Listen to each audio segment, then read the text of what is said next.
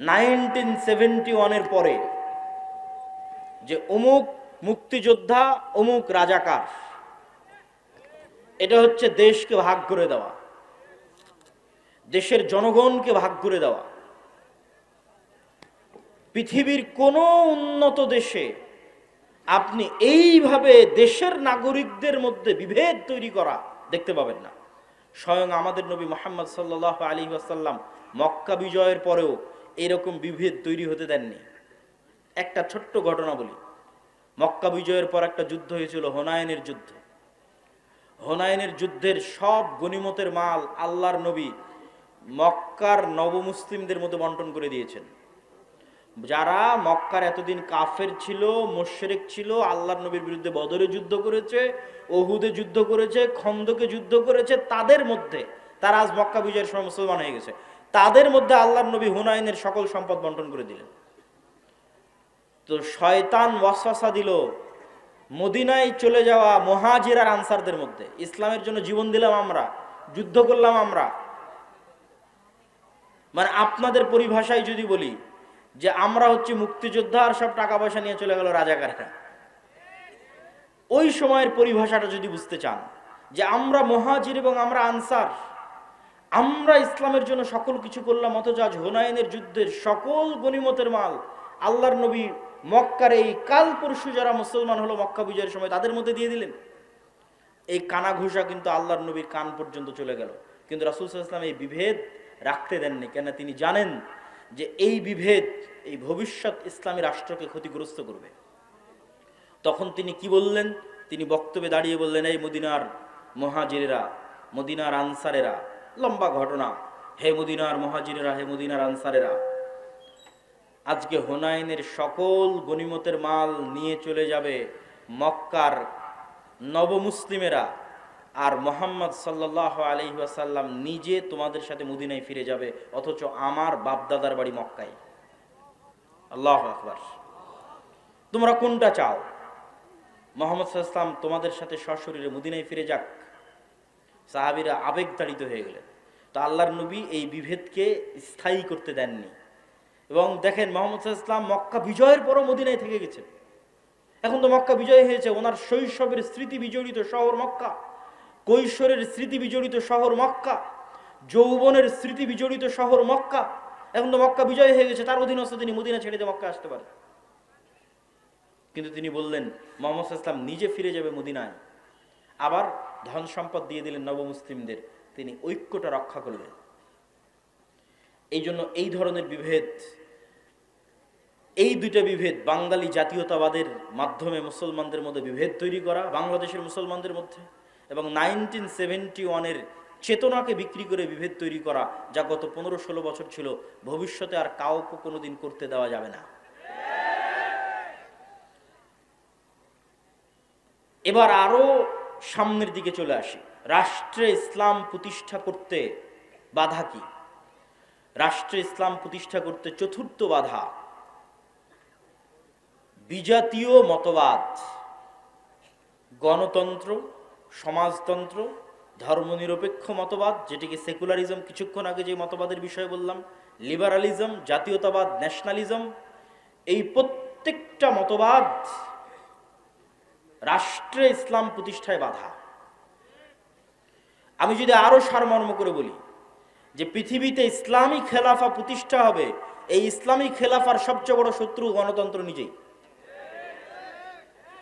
এই জন্য আমার একটা বক্তব্য দেওয়া আছে যে গণতন্ত্রের কবর রচনার উপরই ইসলামী খেলাফতের উত্থান হবে।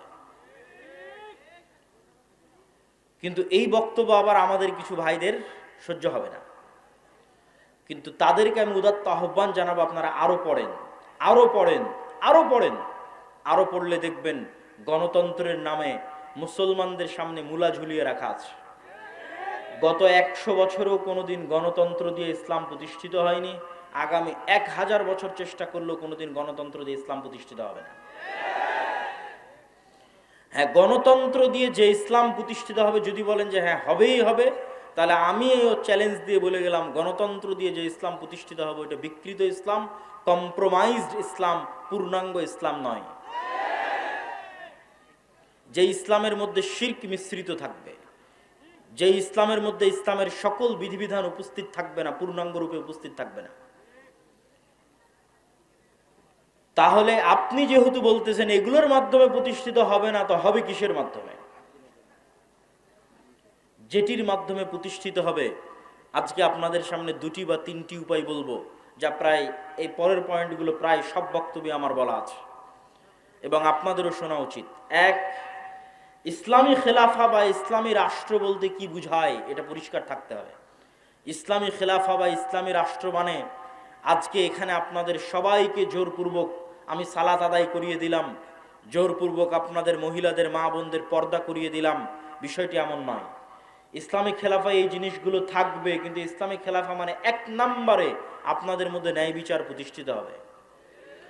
ঈসা আলাইহিস সালাতু ওয়াস সালামের কথা আল্লাহর নবী বলেছেন, তিনি পৃথিবীতে হাকামান মুকসিতা, ন্যায় বিচারক, শাসক হবেন।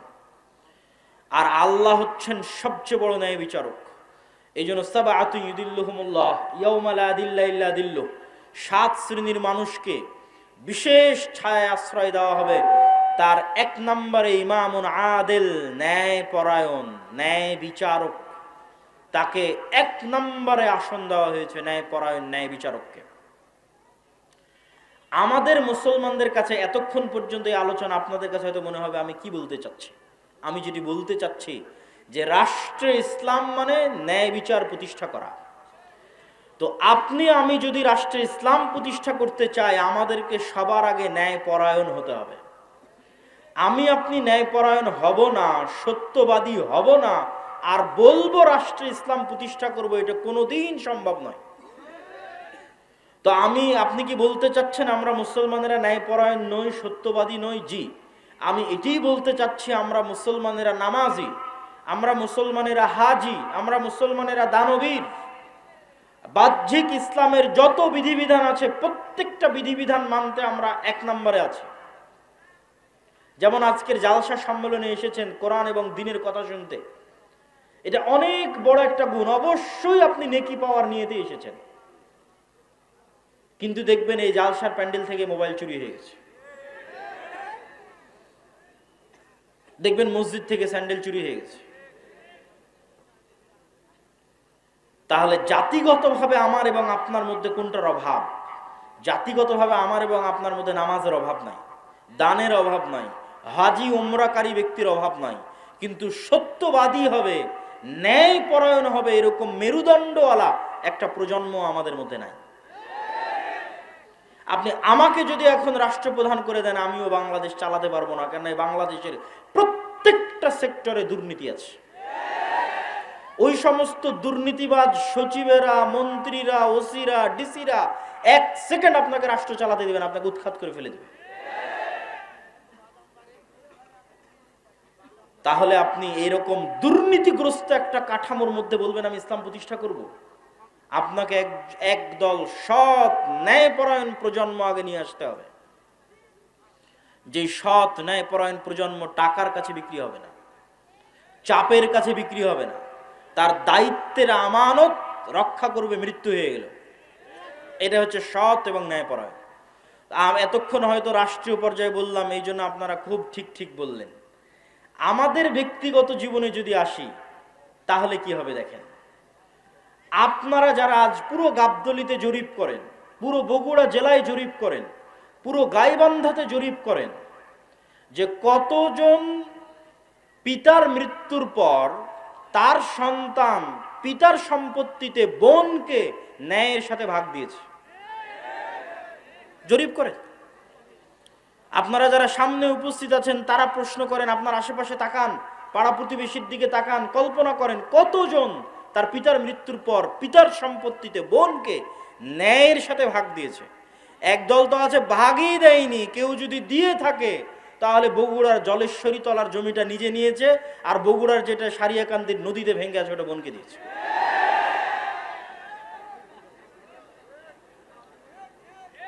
তাহলে আপনি ন্যায়পরায়ণ নন, সত্যবাদী নন, কিন্তু আপনি নামাজি, আপনি হাজি, আপনি উমরাকারী, আপনি দানবীর।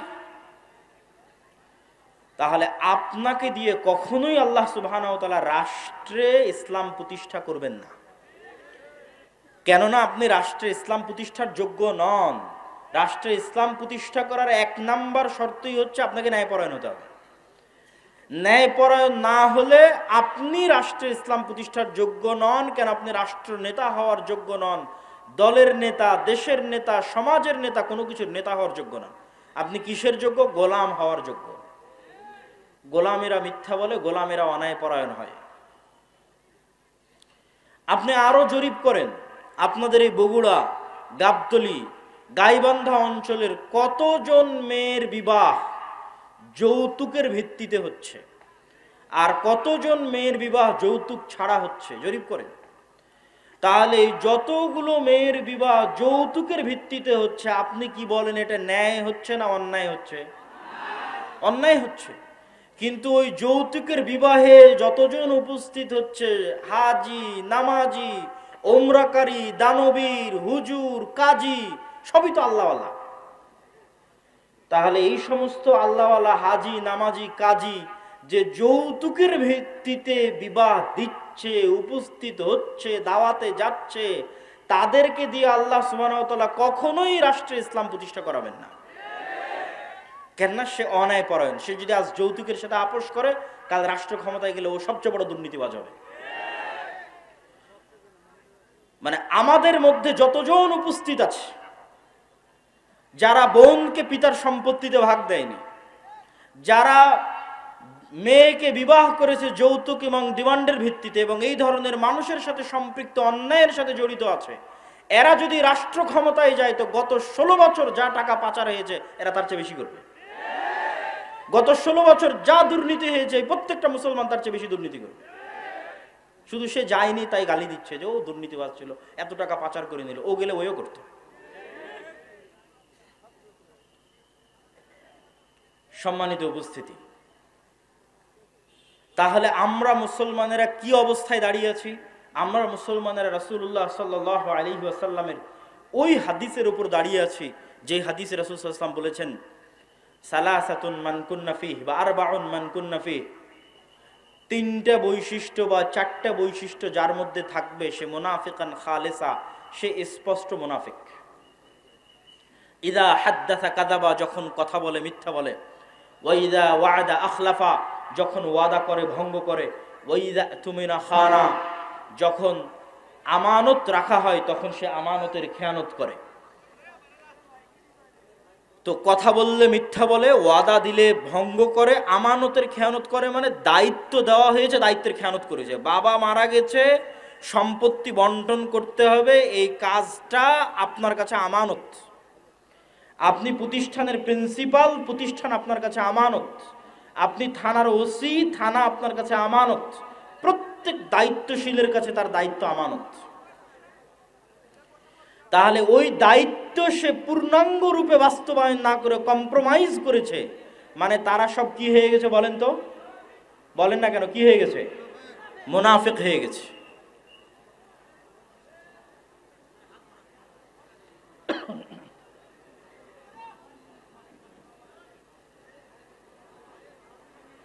না মাইকের সমস্যা নেই, একটু থামেন।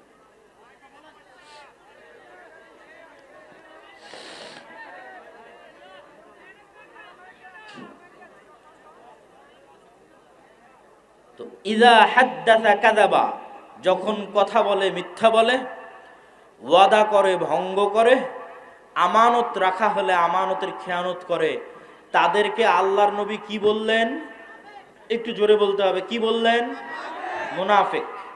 তার মানে পিতার সম্পত্তিতে বোনকে ভাগ দেয়নি যে সে কি? একটু কথা বলতে হবে, সে কি? মুনাফিক। যৌতুকের ভিত্তিতে বিবাহ করেছে যে সে কি? মুনাফিক। তাহলে এই সমস্ত মুনাফিকদের দিয়ে আপনি তাহলে প্রশ্নের পরের প্রশ্ন আসবে, এই সমস্ত মুনাফিকেরা নামাজ পড়ছে কেন? এই সমস্ত মুনাফিকেরা দান করে কেন? এই সমস্ত মুনাফিকেরা তাহাজ্জুদের সালাত আদায় করে কেন? কেননা গত 16 বছরে এমনও ছিল প্রশ্ন ফাঁসের টাকা আল্লাহর রাস্তায় দান করেছে। তাহলে আল্লাহর নবীর কথা অনুযায়ী সে মুনাফিক। কেননা প্রশ্ন ফাঁস তার আমানত, প্রশ্ন রক্ষা করা আমানত ছিল, খেয়ানত করেছে। আল্লাহর নবী বলছেন ও মুনাফিক, খাঁটি মুনাফিক। তো খাঁটি মুনাফিক কেন দান করছে? গত 16 বছর এমনও ছিল যে সবচেয়ে বড় দুর্নীতিবাদ সেও নাকি তাহাজ্জুদের সালাত আদায় করে। সবচেয়ে বড় খুনি সেও নাকি তাহাজ্জুদের সালাত আদায় করে। তাহলে সে যদি খুনি হয়, দুর্নীতিবাজ হয়, মিথ্যুক হয়, তাহলে সে তো মুনাফিক। শত OC, DC, SP, AC land, sub registrar সারা দিন ঘুষের লেনদেন করতেছে, 24 ঘন্টা ঘুষের লেনদেন করতেছে, তারা তার দায়িত্বে খেয়ানত করতেছে। তো দায়িত্বে খেয়ানত করার কারণে আল্লাহর নবীর ভাষা অনুযায়ী সে কি? মুনাফিক। কিন্তু এরা সবাই তো হজ করে এসেছে, উমরা করে এসেছে, নামাজ পড়েছে, মসজিদ মাদ্রাসার সভাপতি, প্রধান অতিথি, বিশেষ অতিথি, কি না সবকিছুতে আছে। তাহলে কেন দিনী কার্যক্রমে? মূলত তারা তাদের মুনাফিকি ঢাকতে আল্লাহর রাস্তায় দান করে, মুনাফিকি ঢাকতে হজ উমরা করে, মুনাফিকি ঢাকতে মসজিদে গিয়ে নামাজ পড়ে, কিন্তু আসলে মুনাফিক। কিন্তু মুনাফিকিটা যেন মানুষের সামনে ধরা না পড়ে, ওই মুনাফিকির উপর পর্দা দেওয়ার জন্য মুখে দাড়ি আছে, মাথায় টুপি আছে, নামাজের কড়া আছে, কিন্তু বাস্তবে মুনাফিক। তাহলে কোন মুসলমান স্বাধীন, কোন মুসলমান রাষ্ট্রের দায়িত্ব পাবে, কোন মুসলমান দেশ জাতিকে নেতৃত্ব দিবে? যেই মুসলমান এমত অবস্থায় সালাত আদায় করে, যে এমত অবস্থায় সালাত আদায় করছে যে ওই অবস্থায় সে মিথ্যুকও নয়, দুর্নীতিবাজও নয়, সত্যবাদী, শতভাগ সত্যবাদী, শতভাগ ন্যায়পরায়ণ, এমত অবস্থায় সে সালাত আদায় করছে, ওই সালাতের যে ক্ষমতা, ওই সিয়ামের যে পাওয়ার, ওই হজ, ওই ওমরা, ওই দানের যে পাওয়ার, ওই পাওয়ারেও রাষ্ট্র ক্ষমতায় চলে যাবে। ওই পাওয়ার দিয়ে আল্লাহ পৃথিবীতে সব নবী রাসূল পাঠিয়েছেন। পৃথিবীতে আসা প্রত্যেক নবী রাসূল জন্মগত সত্যবাদী, জন্মগত আমানতদার, জন্মগত ন্যায়পরায়ণ। আমাদের নবী মুহাম্মদ সাল্লাল্লাহু আলাইহি ওয়াসাল্লামের ক্ষেত্রেও জন্মগত তিনি সত্যবাদী, জন্মগত আমানতদার, জন্মগত ন্যায়পরায়ণ। আবু বকর, ওমর, উসমান, আলী, এমনকি যে আবু সুফিয়ান রাদিয়াল্লাহু তাআলা আনহুর নাম আমরা শুনি, দীর্ঘদিন যাবৎ মক্কার কাফের কুরাইশ মুশরিকদের নেতৃত্ব দিয়েছেন, তিনিও বাদশাহ হিরাক্লিয়াসের দরবারে দাঁড়িয়ে মিথ্যা বলেননি। তখন কাফের ছিলেন, মিথ্যা বলেননি। কেননা মিথ্যা তাদের অস্তিত্বের মধ্যে ছিল না। আর আমাদের অস্তিত্বের মধ্যে মুসলমানদের অস্তিত্ব চেক করবেন, ইউরোপ আমেরিকায় যত মুসলমান গেছে তাদের অনেকেই, অধিকাংশই, সবাই নয়, যে দেখেন কোথাও না কোথাও মিথ্যা বলেছে। মিথ্যা বলে সরকারের কাছে অতিরিক্ত ফায়দা নিচ্ছে। মুসলমান কাফেরের কাছে অতিরিক্ত উপকার নিচ্ছে, মুসলমান ইহুদি খ্রিস্টানের কাছে অতিরিক্ত অর্থনৈতিক লাভ নিচ্ছে মিথ্যা বলে। দ্বিতীয় যে কাজটি আমাদের করতে হবে সেটা হচ্ছে সোশ্যাল জাস্টিস। সোশ্যাল জাস্টিস মানে এতক্ষণ যা বললাম তার আলোকেই সোশ্যাল জাস্টিস নির্ধারিত হবে। সামাজিক ন্যায় বিচার। গত 16 বছর যে পাওয়ার প্র্যাকটিস হয়েছে সারা বাংলাদেশে, এই পাওয়ার প্র্যাকটিস এখন নাই, শূন্যের কোঠায়। ওই ফাঁকা জায়গায় মসজিদ মাদ্রাসাগুলোর ক্ষমতা ছিল যে তারা ন্যায় বিচার প্রতিষ্ঠা করবে। কিন্তু দুঃখজনক হলেও সত্য, দেশে প্রতিষ্ঠিত ইসলামী দল বলেন, ইসলামী সংগঠন বলেন, মসজিদ বলেন, মাদ্রাসা বলেন, তারা আল আমরু বিল মারুফ ওয়ান নাহি আনিল মুনকার এবং সামাজিক ন্যায় বিচার প্রতিষ্ঠায় দুর্বল। এবং তাদের চোখের সামনে আরেক দল ওই একই জায়গায় একই অন্যায় লিপ্ত হচ্ছে। এক জায়গায় গত 16 বছর যারা চাঁদাবাজি করেছে, আজকে ওই জায়গায় আরেকজন চাঁদাবাজি করতেছে, কিন্তু কেউ প্রতিবাদ করতেছে না। সোশ্যাল জাস্টিস মানে সমাজে মানুষের প্রতি অন্যায় হতে দেওয়া যাবে না। আপনি যদি রাষ্ট্রে ইসলাম প্রতিষ্ঠা করতে চান, রুট লেভেলে ন্যায় বিচার প্রতিষ্ঠা করতে হবে। কাকে প্রতিষ্ঠা করতে হবে? যে ইসলামের ধারক ও বাহক, মানে যে বলছে যে আমি চাই রাষ্ট্রে ইসলাম প্রতিষ্ঠা হোক, ওকে ন্যূনতম ওর গ্রামে ওর পাড়ায় মানুষের উপর যেন জুলম না হয়। যেমন বাপ যদি মারা যায় তো বোনকে যেন তার ন্যায় হিস্সা বুঝিয়ে দেওয়া হয়, এটি জোরপূর্বক বাস্তবায়ন করবে। কোন মেয়ের বিবাহ যেন যৌতুকের ভিত্তিতে না হয়, এটি জোরপূর্বক বাধা দিবে। আল আমরু বিল মারুফ ওয়ান নাহি আনিল মুনকার করবে। এটি হচ্ছে সোশ্যাল জাস্টিস। কোনো এক গ্রাম, কোনো এক এলাকা, কোনো এক পাড়া, কোনো এক মাদ্রাসা, কোনো এক শিক্ষা প্রতিষ্ঠান, কোনো এক ইসলামী দল, ইসলামী সংগঠনে যদি ন্যায় প্রতিষ্ঠা হয়ে যায়, ওর হাত দিয়ে রাষ্ট্রে ইসলাম প্রতিষ্ঠা হবে। তার মানে কি ইসলামী দল, ইসলামী সংগঠন, মসজিদ মাদ্রাসায় ন্যায় নাই? নাই। এই যে মাদ্রাসায় মাদ্রাসায় মতবিরোধ, দলে দলে মতবিরোধ, এর থেকে ও বের হয়েছে, ওর থেকে ও বের হয়েছে, এগুলো একটাও মাসলা মাসাইলের কারণে নয়, এগুলো একটা আবেগের কারণে। প্রত্যেকটা জায়গায় ন্যায়ের অভাব আছে। হয় যিনি ইসলামী দলের আমির উনি ন্যায়পরায়ণ নন, জালেম, অথবা যিনি ইসলামী দলের মামুর কর্মী সে ন্যায়পরায়ণ নয়, জালেম। যে কর্মী রাত দিন পরিশ্রম করছে তাকে পদ না দিয়ে যে পা চাটছে ওকে পদ দিয়ে দিচ্ছে, এটাই হচ্ছে ন্যায়ের খেলাফ। ন্যায় নাই, ওর দ্বারা রাষ্ট্রে ইসলাম প্রতিষ্ঠা হবে না। ও তো ওর দলের মধ্যে ইসলাম প্রতিষ্ঠা করতে পারেনি। দলের মধ্যে ইসলাম, আর মাদ্রাসা ইসলাম প্রতিষ্ঠা করবে। মাদ্রাসা ইসলাম মানে 5 ওয়াক্ত সালাত হচ্ছে এটা না, 5 ওয়াক্ত সালাত তো হবেই, কিন্তু আপনি যদি মনে করেন আমি রাষ্ট্রে ইসলাম প্রতিষ্ঠা করব, তাহলে আপনি যে জায়গায় আছেন ওখানে শতভাগ ন্যায় প্রতিষ্ঠা করতে হবে। আপনি ন্যায় প্রতিষ্ঠা করতে ব্যর্থ হয়েছেন তো অবশ্যই আপনি রাষ্ট্রে ইসলাম প্রতিষ্ঠা করতে ব্যর্থ হবেন। সম্মানিত উপস্থিতি, সর্বোপরি লাস্ট পয়েন্ট হচ্ছে আমাদের মুসলমানদের সবচেয়ে বড় সমস্যা হচ্ছে আমরা শর্ট টার্ম চিন্তা করি। আমাকে এখনই ভোট করে এখনই নির্বাচনে জিতে রাষ্ট্রে ইসলাম প্রতিষ্ঠা করতে হবে। যে এরকম শর্ট টার্ম চিন্তা করতেছে আমাকে এখনই নির্বাচন করে এখনই ভোটে জিতে এখনই রাষ্ট্রে ইসলাম প্রতিষ্ঠা করতে হবে, ও তার কয়দিন পরে আর থাকবে না। মানে তার কয়দিন পর আবারও কেউ আসবে যে রাষ্ট্র ক্ষমতায় চলে যাবে। সে যেমন আজ এখনই চলে যাওয়ার চেষ্টা করতেছে, স্থায়ী থাকতে পারবে না। তাহলে করতে হবে কি? আপনাকে 50 বছর 100 বছরের প্ল্যান করতে হবে যে আমি 50 বছর পর 100 বছর পর, আজ এখন নয়, 50-100 বছর পর পূর্ণাঙ্গ ইসলাম পূর্ণাঙ্গ ক্ষমতার সাথে বাংলাদেশের রাষ্ট্র ক্ষমতায় যাবে। তার জন্য কি করা লাগবে সেই পরিকল্পনা রেডি কর। এইটা ইহুদিরা করে, তারা করেছে। আজকে তারা যে জায়গায় আছে এটা 200 বছর আগের পরিকল্পনা। আর যখনই আপনি এই পরিকল্পনা করবেন তখনই দেখবেন যে আপনাকে শক্তিশালী প্রতিষ্ঠান তৈরি করতে হচ্ছে। আমাদের শক্তিশালী প্রতিষ্ঠান নাই। এই লক্ষ লক্ষ কোটি কোটি পঙ্গপালের মতো ভোটার থেকে কোনো উপকার নেই। 5ই আগস্টের এই ছাত্র জনতার আন্দোলনে বেশিরভাগ মুসলমান ধর্মপ্রাণ মানুষ জীবন দিয়েছে। আর রাষ্ট্র ক্ষমতায় কারা গেছে? বেশিরভাগ এনজিও রাষ্ট্র ক্ষমতায় গেছে। কেন? ওই এনজিও গুলো বাংলাদেশের শক্তিশালী প্রতিষ্ঠান আছে, শক্তিশালী মিডিয়া আছে।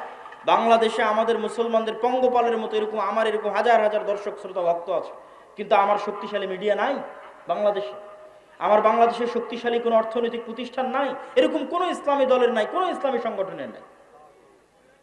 সম্মানিত উপস্থিতি,